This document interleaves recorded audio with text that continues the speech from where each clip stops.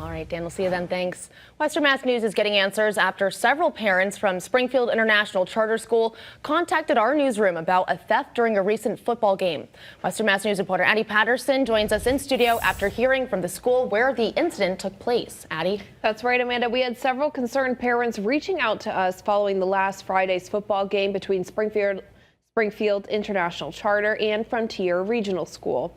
The game was held at Frontier Regional's campus in South Deerfield. Parents of Springfield International Charter School students who wish to remain anonymous tell us their athletes put their personal belongings in the girls' locker room on campus. After the game was over and students went to retrieve their stuff, multiple people were missing personal items like clothes and watches they had brought in with them. Those same parents tell us a police report has been filed. Frontier Regional also has confirmed that Deerfield police are actively investigating the alleged thefts. Western Mass News reached out to Frontier Regional for comment on the incident. They provided us with the district superintendent's statement that was sent to families yesterday. It reads in part, "This incident is deeply disappointing and does not reflect the values or character of Frontier as a school or community. The Deerfield Police Department is actively investigating the incident and we are fully cooperating to support their work. We expect the case to be resolved soon and are hopeful that the stolen items will be recovered and returned."